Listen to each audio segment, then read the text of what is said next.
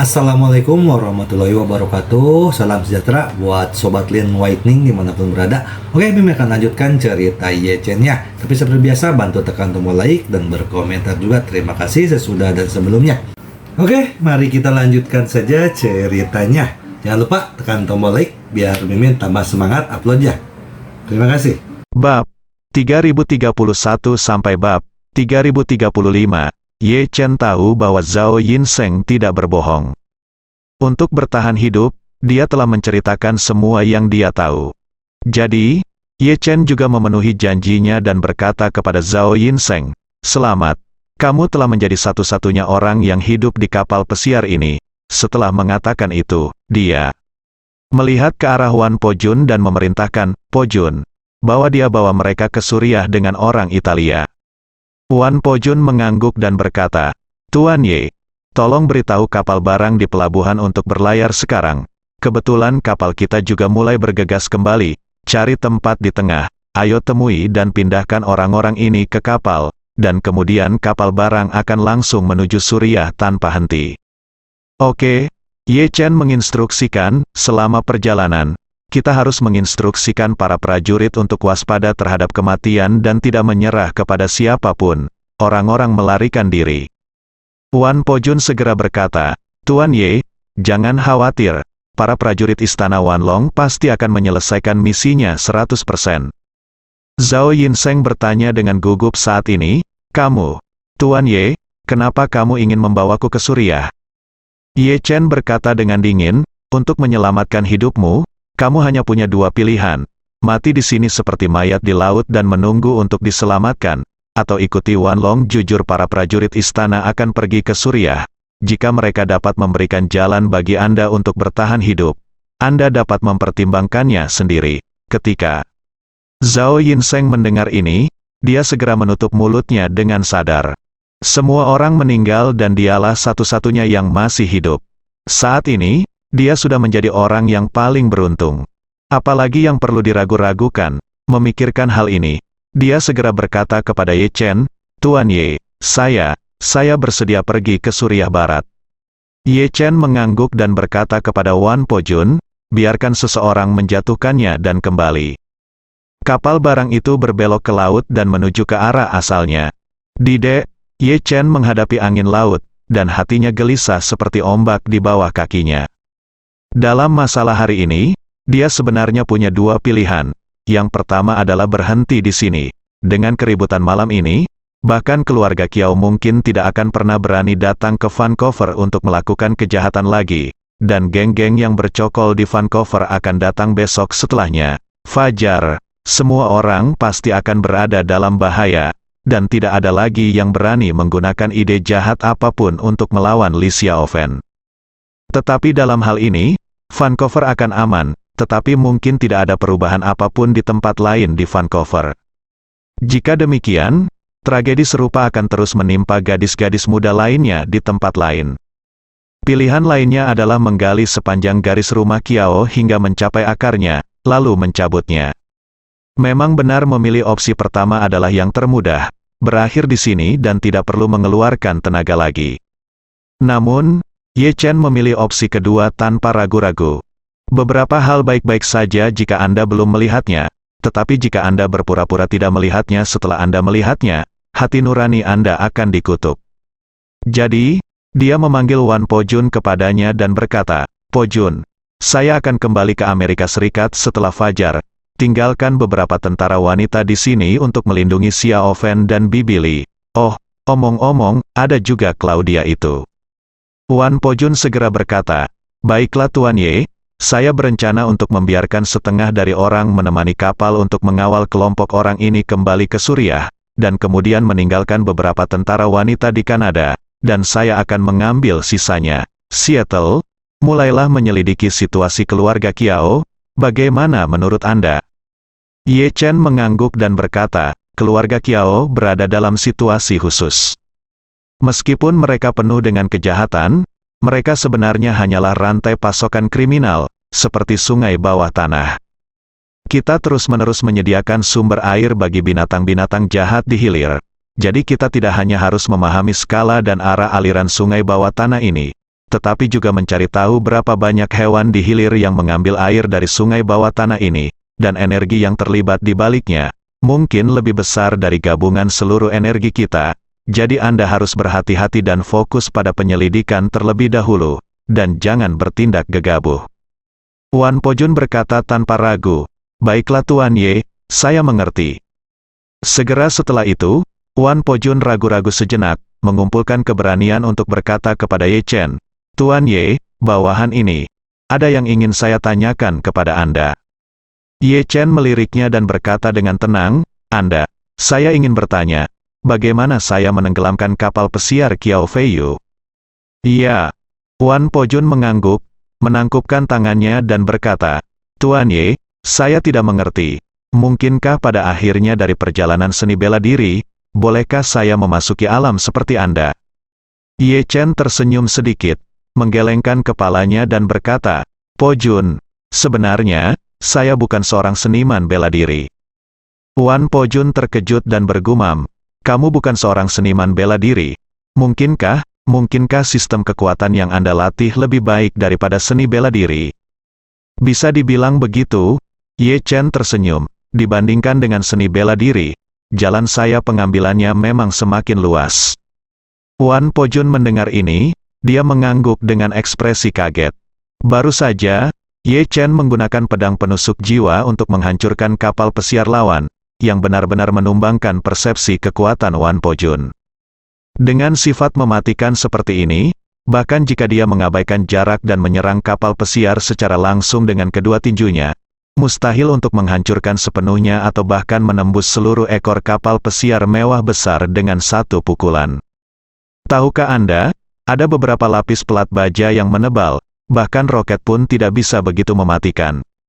Setidaknya, itu harus berupa torpedo ringan atau rudal jelajah ringan. Terlebih lagi, torpedo dan rudal jelajah mengandalkan kekuatan destruktif dari ledakan kimia, bukan kekuatan murni. Jika itu ditembus sepenuhnya dengan kekuatan yang dibutuhkan mungkin akan sangat tinggi, dan kekuatan semacam itu akan jauh melebihi batas tubuh manusia. Bahkan jika tubuh Wan Po-jun dapat memancarkan kekuatan yang begitu kuat, tubuhnya tidak dapat menahannya. Oleh karena itu, Wan Po-jun bahkan tidak dapat membayangkan hal mematikan seperti itu. Namun, sekarang, Ye Chen dapat dengan mudah melepaskan serangan mematikan yang begitu kuat, dan yang lebih menakutkan adalah metode serangan mematikan seperti itu dapat dilepaskan dari jarak jauh, yang belum pernah terjadi sebelumnya. Pada saat ini, hati Wan Po-jun penuh dengan kerinduan akan sistem kekuatan superior Ye Chen.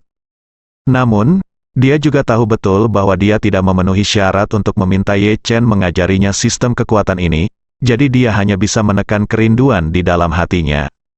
Ye Chen secara alami memahami apa yang dipikirkan Wan Po-jun. Bagi seorang fanatik seni bela diri seperti Wan Po-jun, kekuasaan dan kekuatan adalah tujuan terbesarnya. Setelah melihat kematian besar yang dihasilkan dengan menggabungkan energi spiritualnya dengan senjata ajaib, dia pasti akan sangat mendambakannya. Namun Ye Chen juga tahu betul bahwa energi spiritual adalah rahasia dan dukungan terbesarnya.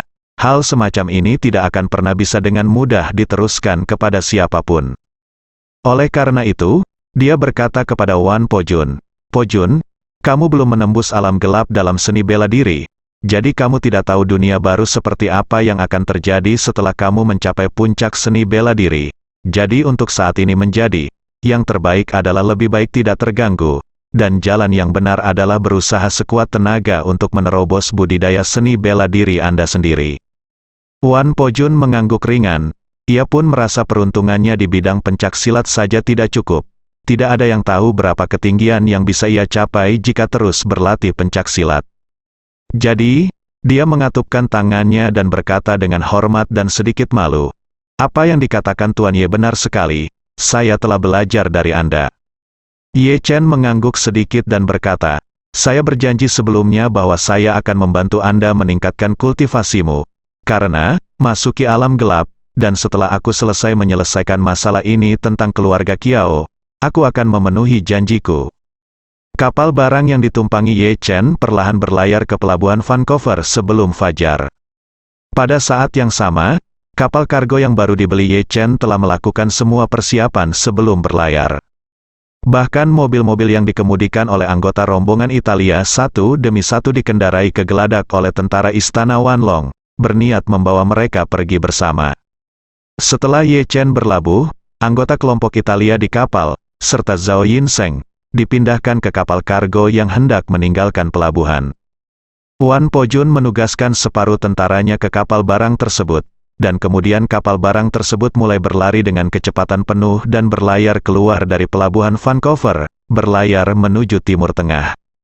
Lebih dari 800 pria penuh nafsu dari Pulau Indah Sisilia ini, yang biasanya mengenakan mantel wol, merokok cerutu, membawa senapan mesin dan berkeliling berbuat onar, akhirnya memulai perjalanan hidup baru di mana mereka terpaksa pergi ke Timur Tengah, bekerja.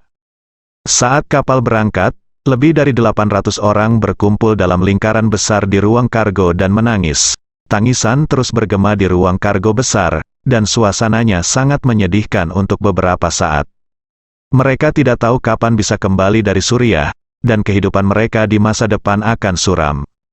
Kebanyakan dari mereka menyesal karena mereka masih muda dan mampu, dan mereka harus bekerja di mafia untuk apapun yang tidak bisa mereka lakukan. Namun, tidak ada gunanya menyesalinya sekarang, karena Ye Chen tidak siap meninggalkan ruang penyesalan bagi mereka.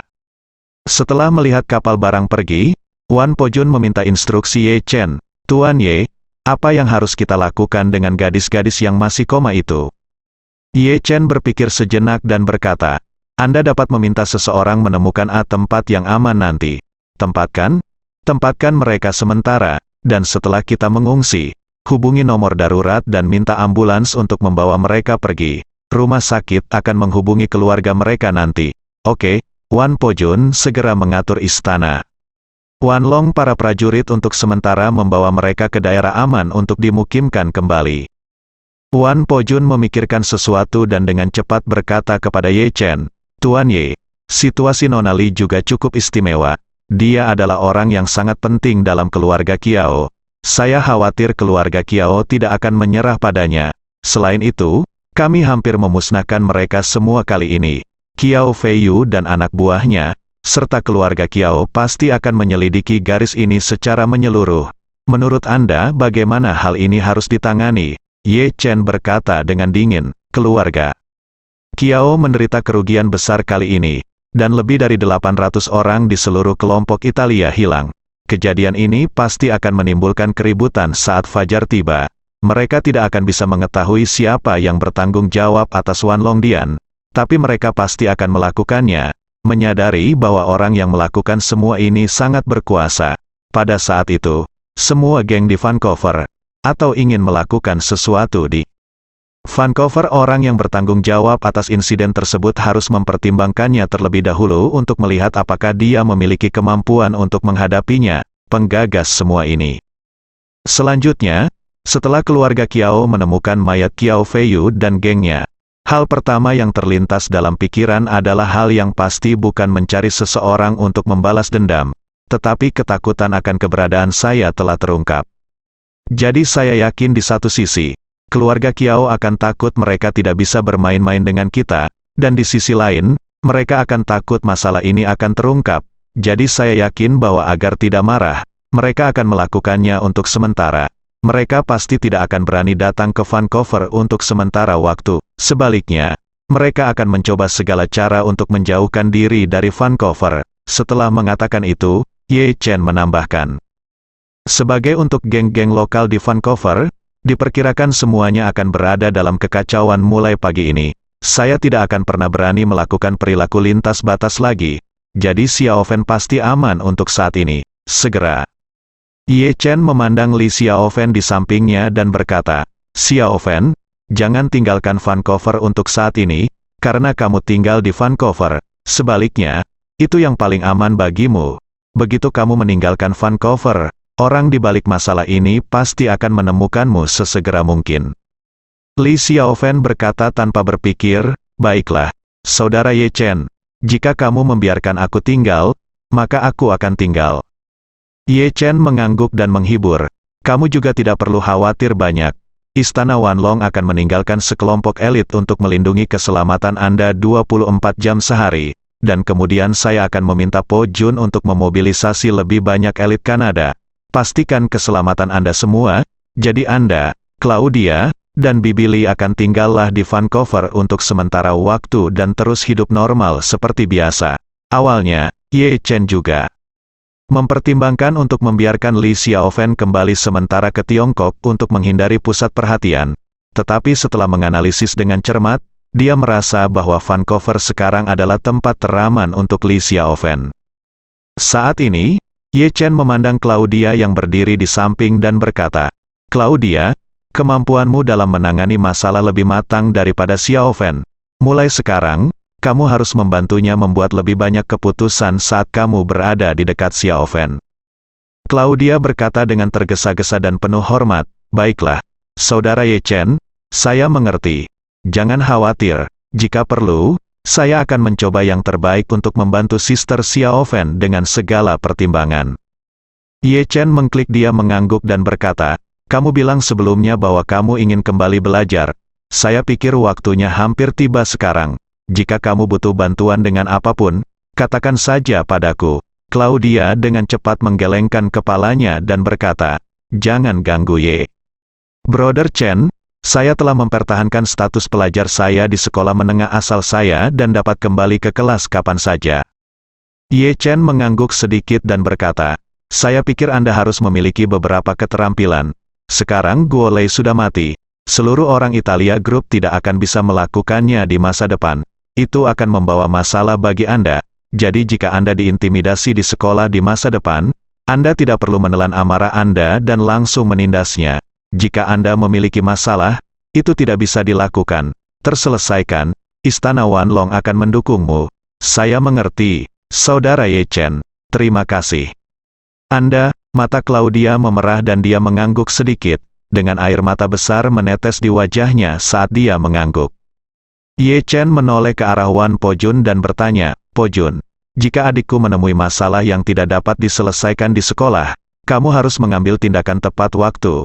Wan Po Jun berkata tanpa berpikir, "Jangan khawatir, Tuan Ye. Bawahanku akan mengatur segalanya dan segera mengirim lebih banyak tenaga kerja ke Kanada." "Oke." Ye Chen mengangguk puas, melihat ke cakrawala yang sudah tertutup perut ikan putih dan sepetak awan merah, dan berkata, "Ini hari mulai gelap, ayo kembali." Saat ini, Bibi Lee sedang menunggu dengan cemas di rumah.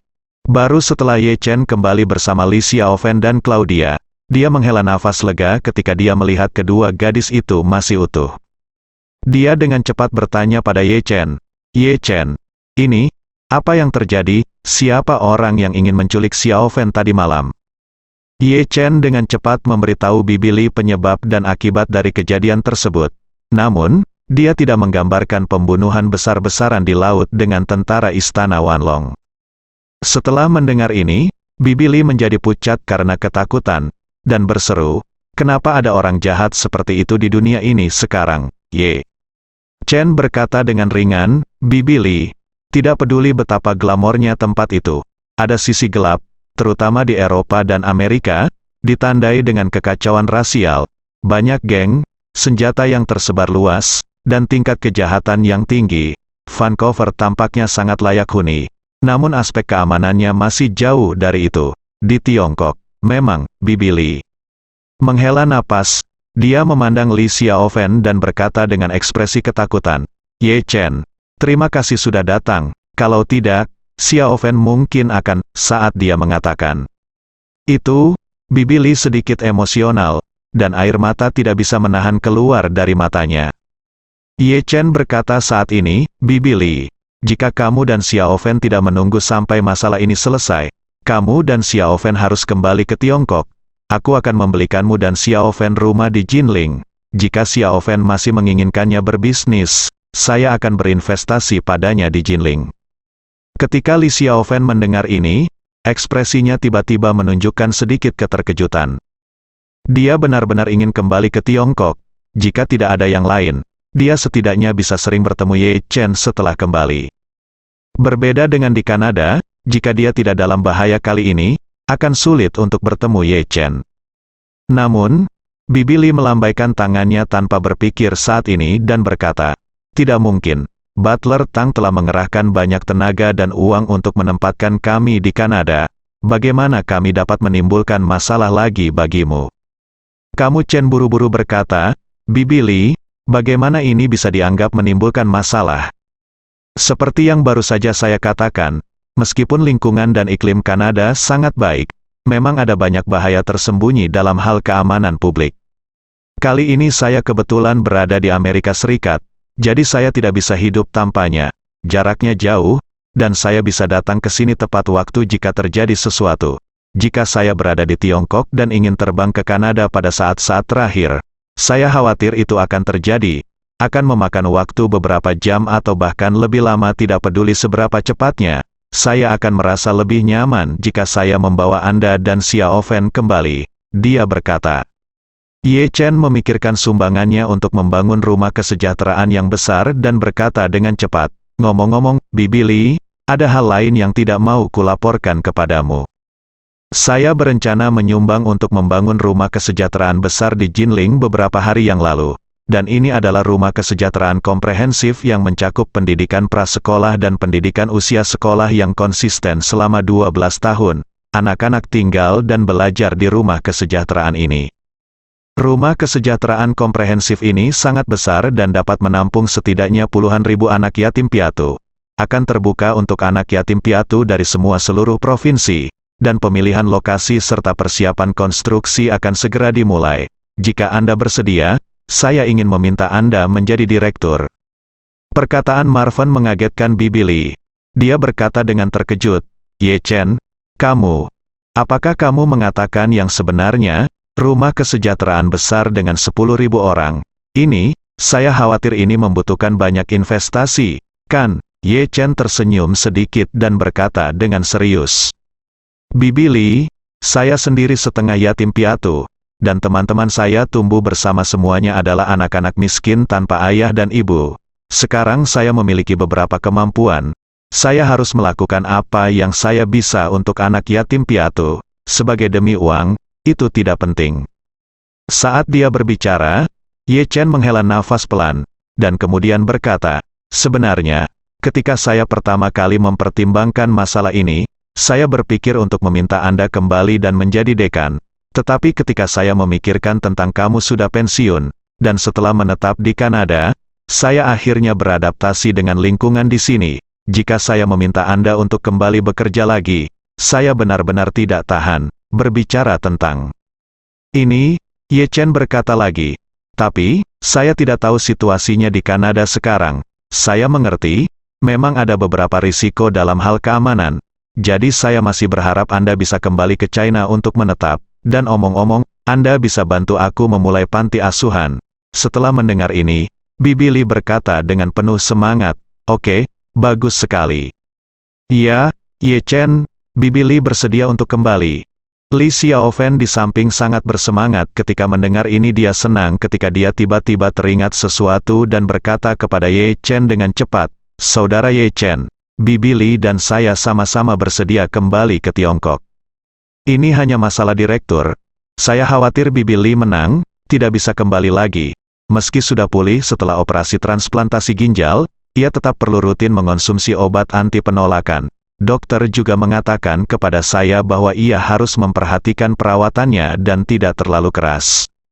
Ketika Ye Chen mendengar ini, dia tidak bisa menahan diri untuk tidak bertanya dengan heran, "Bibi Li, apakah kamu benar-benar sakit saat itu?" Ye Chen ingat bahwa ketika dia pertama kali bertemu Gu Qiui, dia pergi menemui Bibi Li secara khusus, diperiksa. Saat itu, Bibi Li berkata pada dirinya sendiri bahwa sebenarnya dia selalu menuruti perintah Tang Xihai dan menjaga dirinya sendiri di panti asuhan, bahkan sakit pun merupakan tipu muslihat yang disengaja. Bibi Li sudah pulih saat itu, jadi Ye Chen tidak melihat ada yang tidak normal. Sekarang ketika Li Xiaofen berkata bahwa Bibi Li akan meminum obat anti penolakan untuk waktu yang lama, dia tidak bisa menahan diri untuk tidak bertanya. Bibi Li juga berkata dengan rasa malu, "Ye Chen, ketika kamu datang ke panti asuhan untuk mencariku, Butler Tang secara khusus menyuruhku mengatakan itu. Aku tahu kebenaran masalah ini mungkin beberapa menit lebih awal darimu. Setelah Butler Tang, jadi kamu ingin aku memberitahumu hal-hal itu karena aku ingin merangsang keinginanmu untuk membalaskan dendam orang tuamu sehingga kamu dapat kembali ke Yanjing. Pada titik ini, Bibi Li tidak bisa menahan nafas dan berkata dengan emosi. Sebenarnya seluruh lembaga kesejahteraan bukan hanya Anda yang dirahasiakan. Saya juga sama. Dari semua pegawai di panti kesejahteraan, hanya saya yang direkrut oleh Butler Tang, dan kebanyakan dari mereka adalah ayahmu, departemen lamaku. Ketika Ye Chen mendengar ini, dia tidak bisa menahan nafas dan berkata, jadi begitu, Bibi Li, terima kasih, kamu dan Butler Tang telah menyusahkanmu dan Butler Tang untuk menjagaku selama ini. Bibi Li melambaikan tangannya dengan tergesa-gesa. Berkata, jangan katakan itu. Aku menjagamu.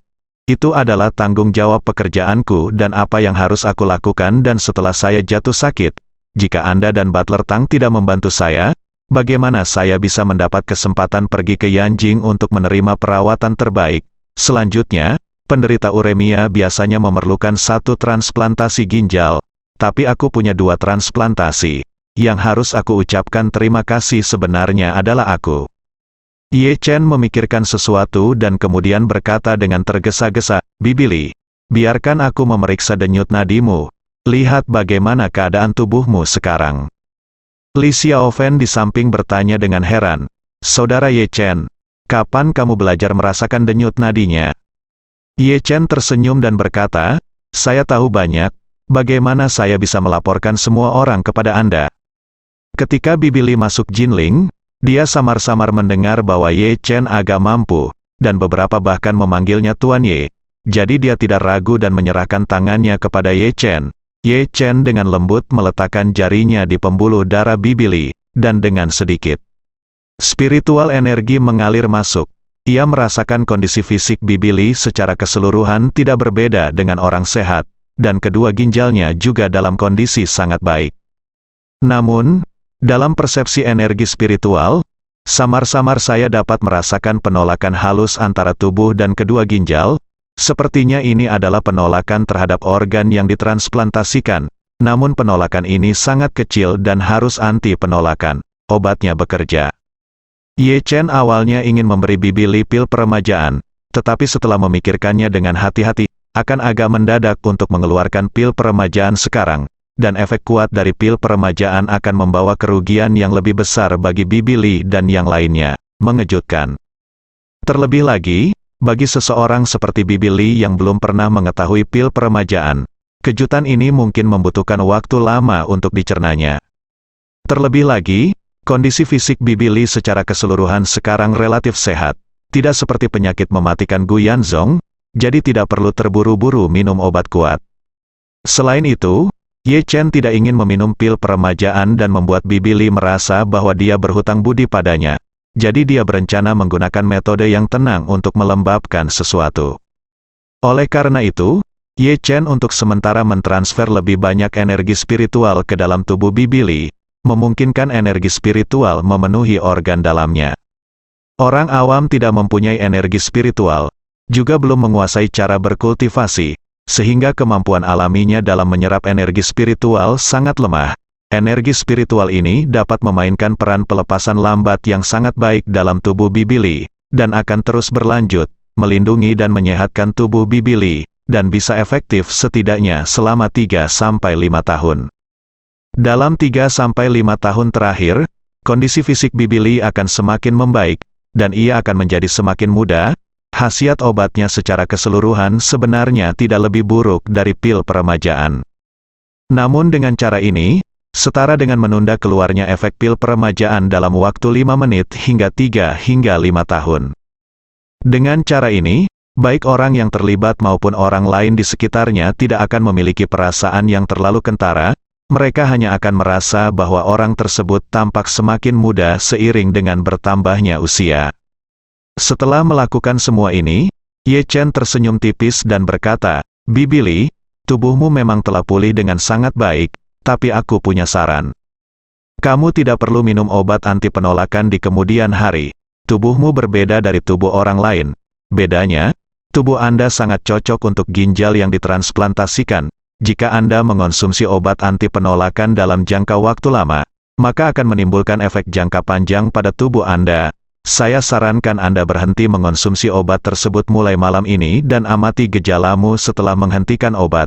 Apakah tubuhmu terasa lebih baik? Jika demikian, hentikan sepenuhnya.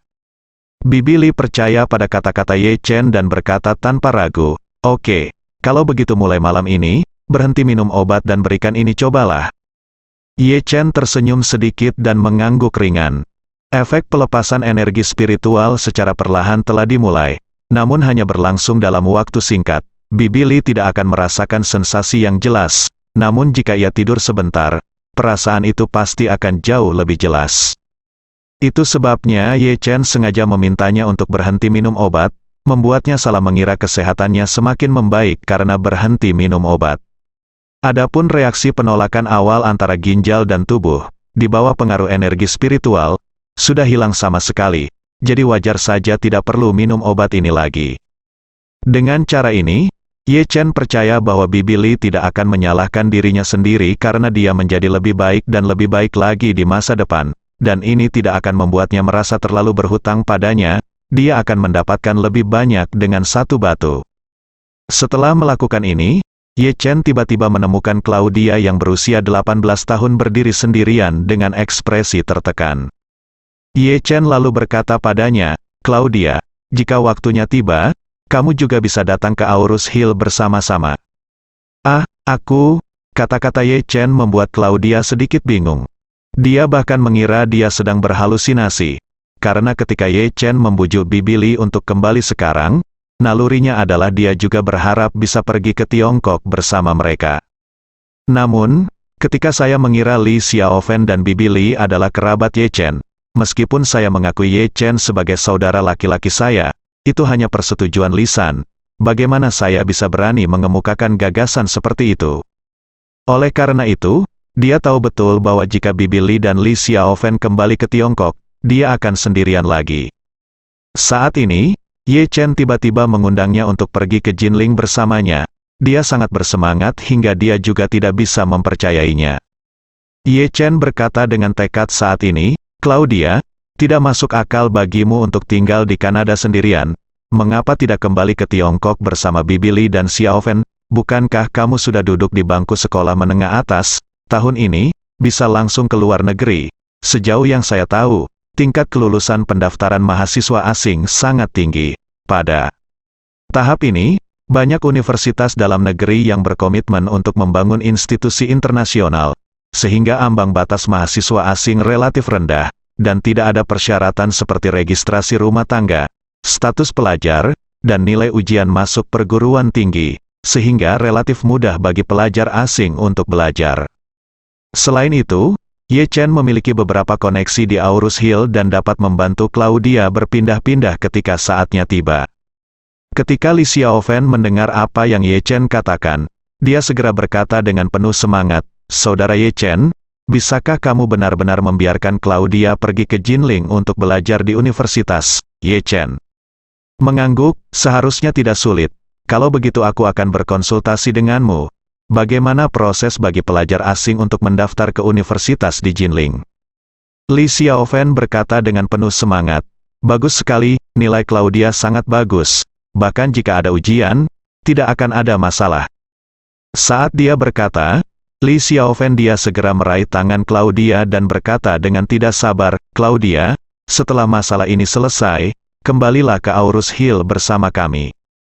Claudia sangat bersemangat dan sama-sama bersyukur, tapi dia berkata dengan gugup, Aku pasti akan menimbulkan masalah bagimu." "Bagaimana bisa?" Li Xiaofen berseru, "Claudia, jika kamu tidak ikut dengan kami, Bibi Li dan Ye saudara Chen pasti akan mengkhawatirkanmu. Jika kamu pergi kembali bersama kami tidak akan khawatir ketika kami meninggalkan Kanada." "Iya," Bibi Li juga berkata dengan serius, "Claudia, kembalilah bersama kami. Kamu sendiri kami tidak khawatir tentang orang-orang yang tinggal di sini. Apalagi kamu tidak punya kerabat di sini, jadi kamu tidak perlu terlalu terikat dengan tempat ini. Mungkin ada baiknya bagimu untuk memulai kembali di tempat yang berbeda." Berbicara tentang ini, Bibi Li berkata sedikit setelah jeda. Dia melanjutkan, selain itu, jika kamu kembali bersama kami, kamu tidak akan menimbulkan masalah bagi kami. Di mataku, kamu adalah anak-anakku seperti Xiao Fen. Dengan kalian berdua menemaniku, aku juga akan melakukannya. Kamu tidak akan menjadi sangat kesepian. Claudia mengangguk penuh rasa terima kasih dan tersedak isak tangisnya. Saya telah menyebabkan masalah bagi semua orang. Li Xiaofen berkata sambil tersenyum, kita semua adalah keluarga, mengapa repot-repot? Saat dia berkata, Li Xiaofen ingat apa? Dia bertanya, Claudia, aku ingat ibumu berasal dari Jinling. Claudia mengangguk sedikit, ya. Li Xiaofen bertanya lagi, kalau begitu, apakah kamu punya kerabat di Jinling? Saya tidak terlalu tahu, Claudia berkata dengan sedikit emosi. Ibu saya cukup memberontak ketika dia masih muda. Dia datang ke Kanada untuk belajar sendirian dan bersikeras untuk menikahi ayah saya. Kakek nenek saya tidak dapat menerimanya. Jadi ibu saya diam-diam mengajukan permohonan imigrasi dan diam-diam menikah dengan ayahku. Kakek nenekku sangat kecewa karena hal ini. Jadi pada dasarnya kami kehilangan kontak sebelum aku lahir. Li Xiaofen mengangguk dan menghibur. Tidak masalah. Kami akan menjadi kerabatmu mulai sekarang. Di pagi hari, sinar matahari yang cerah perlahan menyebar ke seluruh Vancouver. Kota yang mirip taman ini bisa semakin menunjukkan pesona tersendiri di bawah sinar matahari pagi. Namun, tidak ada yang tahu kekotoran dan kekotoran apa yang tersembunyi di sisi gelap kota ini. Seattle, yang berada di zona waktu yang sama dengan Vancouver, juga sedang terbit saat ini. Di sebuah villa tepi pantai yang sangat mewah seluas ratusan hektar di Seattle, seorang pemuda berusia 20-an dan 70-an dengan cemas mondar-mandir di ruang tamu. Rokok di tangannya hampir habis, dan kerutan di keningnya semakin erat. Tepat ketika puntung rokoknya terbakar sampai habis, rasa sakit yang hebat tiba-tiba datang dari jari-jarinya. Dia berteriak tanpa sadar mengibaskan puntung rokoknya, lalu bertanya kepada pria di depannya dengan tatapan muram, tidak ada kabar tentang Fei Yu belum. Orang yang berbicara adalah Kiao Fei Yun, tuan muda tertua dari keluarga Kiao dan kakak tertua Kiao Fei Yu. Orang-orang di depan Kiao Fei Yun dengan hati-hati mengambil puntung rokok dan berkata dengan hormat, kembali ke tuan muda tertua. Kami telah mencoba menghubungi tuan muda ketiga, tetapi belum ada tanggapan, komunikator kapal pesiar juga belum menanggapi. Dan sinyal GPS juga telah hilang, dan belum pulih. Kiao Fei Yun segera bertanya, apakah kapal dan pesawat yang dikirim untuk mencari telah menanggapi pesan tersebut? Belum, bawahannya dengan cepat menjawab, mudah pak, kecelakaan di laut relatif besar, dan kesalahan penentuan posisi GPS juga relatif besar. Selain itu, sebelumnya gelap, jadi belum ada hasil, tetapi sekarang sudah subuh, pekerjaan pencarian harusnya jauh lebih cepat. Harap tunggu dengan sabar sebentar, saya akan memberitahu Anda segera setelah ada berita. Sabar, Kiao Fei Yun mengertakkan gigi. Berkata, bagaimana saya bisa bersabar, seluruh perahu hilang, bahkan perahunya pun hilang. Ini benar-benar tidak masuk akal, mungkinkah sesuatu terjadi pada perahu itu? Begitu dia selesai berbicara, dia bertanya pada dirinya sendiri. Namun, hanya ada sedikit ombak di laut tadi malam dan tidak ada keadaan darurat. Bagaimana mungkin ada sesuatu yang terjadi pada kapal pesiar sebesar itu? Selain itu, meskipun kapal tersebut mengalami kecelakaan, ada 2 speedboat di dalamnya, jadi tenggelamnya kapal tersebut tidak akan terjadi secara langsung. Untuk saat ini, selalu ada kemungkinan untuk meninggalkan kapal dan melarikan diri, kan? Meskipun tidak berhasil, tidak ada salahnya mengirimkan sinyal bahaya, bukan?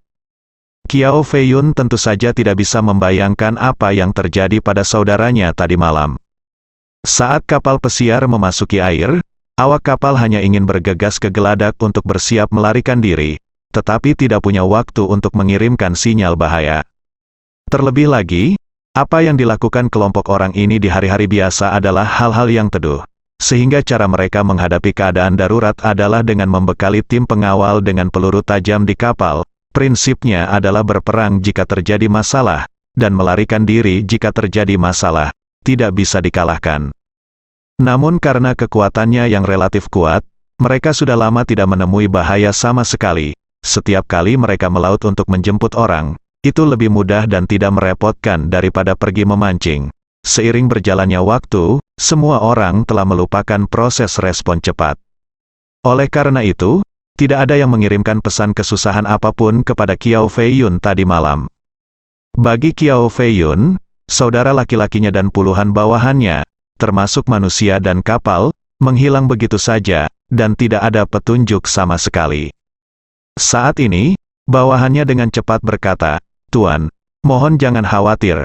Saya telah mengirimkan 6 speedboat dan 4 pesawat ke lokasi terakhir kapal pesiar tersebut menghilang. Mengingat beberapa jam telah berlalu, jangkauan pencarian berada dalam jarak 10 mil laut. Lokasinya, wilayah perairan ini masih sangat luas, sehingga akan memakan waktu lama. Jika kita tidak dapat menemukannya di wilayah ini, saya akan memperluas jangkauan pencarian hingga 20 mil laut." Qiao Feiyun mengertakkan gigi dan mengangguk, dan berkata dengan dingin, "Kita harus merahasiakan berita itu dan jangan biarkan orang tuaku mengetahuinya untuk saat ini. Apakah kamu mengerti?" "Baiklah, Tuan Muda, saya mengerti." Sedangkan Kanada, Vancouver, sejumlah besar keluarga Italia di kota itu berada dalam ketakutan yang luar biasa. Karena mereka mengetahui bahwa anggota keluarganya telah menghilang dalam semalam. Ada orang yang suaminya hilang dari rumahnya. Ada orang yang anaknya hilang dari rumahnya. Ada pula yang suami, anak, dan bahkan saudara laki-lakinya hilang dari rumahnya. Pada awalnya semua orang tidak merasa terlalu takut, karena mereka semua tahu bahwa sanak saudaranya mempunyai profesi yang teduh. Mereka sering keluar malam, dan semua orang sudah lama terbiasa dengan hal itu. Namun, ketika keluarga-keluarga ini mulai berkomunikasi satu sama lain, itu seperti membuka kotak ketakutan Pandora. Jika satu atau beberapa orang hilang dari keluarga Anda, dapat diartikan bahwa mereka sedang sibuk dengan sesuatu. Namun, ketika orang-orang dari semua keluarga di sekitarnya hilang, keadaan menjadi sangat aneh. Banyak anggota keluarga yang teringat tadi malam dan mengatakan bahwa anggota keluarganya sudah tidur. Namun tiba-tiba mereka menerima telepon dari kaki tangannya, yang sepertinya mengatakan bahwa bos ingin meminta sesuatu kepada mereka untuk pergi ke dermaga, sehingga semua orang meninggalkan rumah mereka, dan menuju ke dermaga. Lalu, orang tersebut menghilang. Yang lebih menakutkan adalah bahkan bos grup yang ingin mereka pergi ke dermaga juga hilang. Dan istrinya tidak tahu apa-apa tentang keberadaannya. Maka orang-orang tua, perempuan dan anak-anak ini mulai berkumpul dan mengumpulkan informasi berguna di mana-mana. Berita pertama yang muncul adalah tidak ada lagi orang yang tersisa di kasino yang seharusnya buka sampai pagi. Hanya staf wanita yang tersisa di kasino, dan staf wanita ini benar-benar koma. Dokter dipanggil untuk membangunkan mereka secara paksa dengan menyuntikkan obat-obatan. Belakangan, para wanita ini mengatakan bahwa mereka tidak ingat apa yang terjadi. Kemudian, mereka menemukan rumah beberapa anggota dan menemukan bahwa anggota tersebut diculik saat mereka sedang beristirahat di rumah. Dan anggota keluarga mereka, seperti staf wanita di bar, semuanya dibius dan tidak ingat apa yang terjadi tadi malam. Ini tiba-tiba menimbulkan kepanikan yang luar biasa. Tahukah Anda, lebih dari 800 pria dewasa menghilang dalam semalam.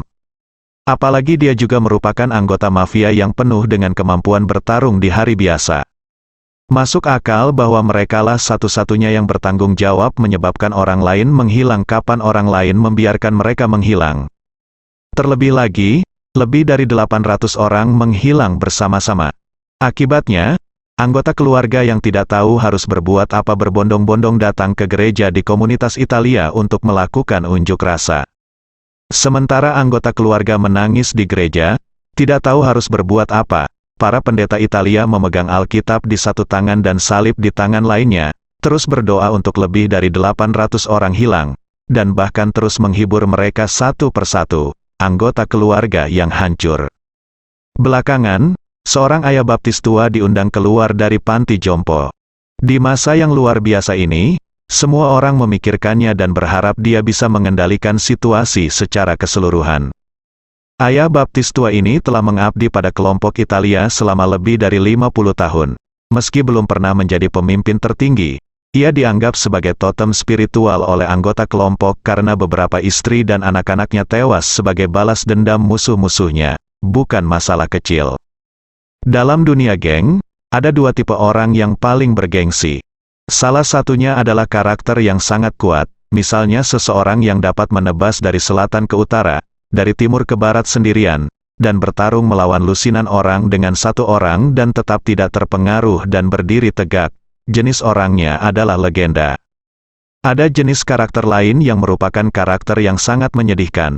Misalnya, orang ini telah diretas berkali-kali oleh musuh-musuhnya.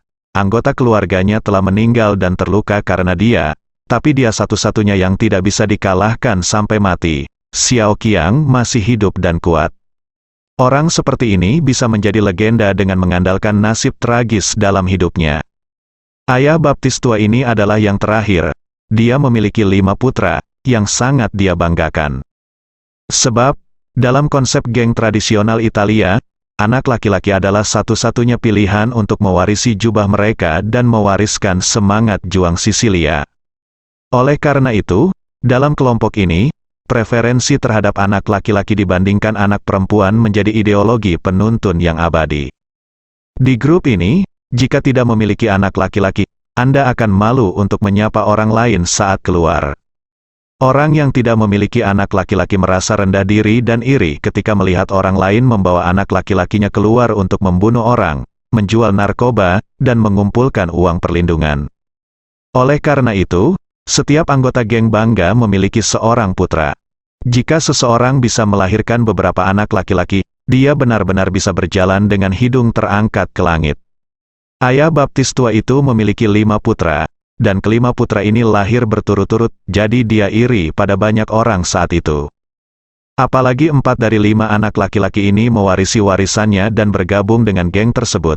Anak kelima masih muda dan belum sempat bergabung. Awalnya, hidupnya sangat menjanjikan. Keempat putranya bersatu dalam geng. Mereka tidak hanya menjadi lebih berani saat bertarung, tetapi mereka juga memiliki lebih banyak kesempatan untuk naik di masa depan. Mungkin salah satu dari mereka akan menjadi pemimpin kecil dalam waktu dekat. Namun keempat putranya mempunyai ide yang sangat buruk. Selama perkelahian geng tahun itu, keempat putranya dan sekelompok kaki tangan lainnya mengendarai 7 atau 8 mobil ke wilayah geng Rusia, membuat orang-orang Rusia lengah. Namun, dalam perjalanan pulang dari kemenangan, Rusia mengambil jalan pintas dan membuat mereka lengah. Alhasil, hanya mobil yang dikendarai keempat putranya yang tidak kabur. Alhasil, keempat putranya ini menjadi incaran geng Rusia. Ayah baptis tua itu tentu saja merasa hancur setelahnya. Namun yang membuatnya semakin terpukul adalah tidak lama kemudian, komunitas mereka dibalas oleh geng-geng Rusia. Selama konflik, istri dan putranya yang masih kecil juga terbunuh. Sejak itu, dia menjadi totem terburuk dalam geng. Bisa dibilang, keluarga mereka penuh kesetiaan di mata anggota geng lainnya. Oleh karena itu, anggota kelompok Italia ini memberinya julukan secara pribadi dan dengan hormat memanggilnya Ayah Baptis Tua Rian. Ayah Baptis lama itu tidak bernama Rian. Alasan kenapa dia dipanggil demikian adalah agar sesuai dengan film perang klasik Amerika, Saving Private Ryan. Dalam film tersebut, 4 saudara laki-laki Ryan bergabung dengan tentara dan 3 di antaranya meninggal. Pemerintah AS memutuskan untuk menyelamatkan Ryan yang terakhir dengan segala cara. Kenyataannya, kelima putra ayah baptis lama itu meninggal. Jadi di mata anggota kelompok Italia, dia lebih hebat dari Ryan. Inilah sebabnya mengapa semua orang memberinya julukan seperti itu. Pada saat ini, ayah baptis tua itu sedang duduk di kursi roda dan didorong ke gereja. Semua orang melihatnya dan berdiri untuk memberi penghormatan kepadanya. Kemudian, seseorang menangis dan berkata, "Ayah baptis, lebih dari 800 orang di seluruh kelompok menghilang dalam semalam. Anda harus membimbing kami dalam masalah ini." Seseorang segera berdiri dan berkata, "Ya, Ayah baptis, lihat itu. Ada begitu banyak orang tua, wanita, dan anak-anak yang tak berdaya di sini. Tolong bantu mereka." Ayah baptis tua itu berbicara dengan gemetar, Saya telah bekerja untuk kelompok itu selama bertahun-tahun. Saya belum pernah menemui hal yang aneh seperti itu. Benarkah semua orang hilang?" "Ya, seseorang." Menangis lalu dia berkata, kami telah menghitung dan menemukan bahwa tidak ada satupun yang tersisa di Vancouver. Ia perawan Maria, ayah baptis tua itu berkata dengan gemetar. Aku benar-benar tidak bisa pikirkan apapun di Vancouver. Geng mana yang dapat memiliki kekuatan seperti itu? Beberapa orang tidak dapat menahan diri untuk tidak berkata, ayah baptis tua, saya khawatir sesuatu akan terjadi pada anak saya. Jadi mengapa saya tidak menelepon polisi? Saya khawatir hanya polisi yang bisa mengungkap masalah ini dan mengungkapnya. Mari kita katakan yang sebenarnya. Kentut, ayah baptis tua itu sangat marah hingga dia hampir berdiri dan berteriak dengan marah. Saya punya 5 anak laki-laki yang meninggal bahkan tanpa menelepon polisi. Anak Anda baru hilang 1 malam, dan Anda tidak bisa menunggu lebih lama lagi. Hubungi polisi. Tahukah Anda hal apa yang paling tabu bagi geng di sekitar dunia? Itu berarti memanggil polisi, bersambung.